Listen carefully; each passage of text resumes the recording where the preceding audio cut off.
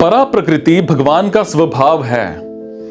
प्रकृति कहो चाहे स्वभाव कहो, एक ही बात है। यह परा प्रकृति अर्थात जीव ही अध्यात्म नाम से कहा गया है। इसको भगवान ने अपना अंश ही बताया है। बालक, जवानी और वृद्ध अवस्था में, जागृत, स्वप्न और सुषुप्ति में, 84 लाख योनियों में, सर्ग और प्रलय में, महासर्ग और महाप्रलय में भी जीव का कभी अभाव नहीं होता, कभी भी अभाव नहीं होता।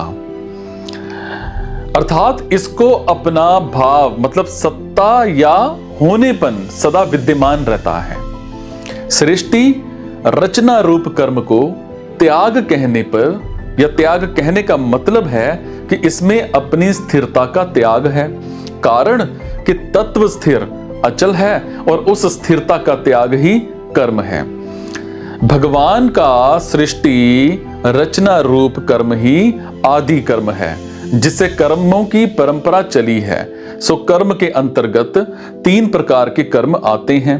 नंबर 1 सृष्टि की रचना, नंबर 2 क्रिया मात्र जो फलजनक नहीं होती, और नंबर 3 पाप पुण्य मतलब शुभाशुभ कर्म जो फलजनक होते हैं।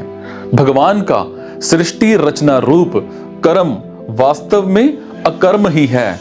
भगवान ने कहा भी है, उस सृष्टि रचना का कर्ता होने पर भी मुझे अव्यय परमेश्वर को तू अकर्ता जान।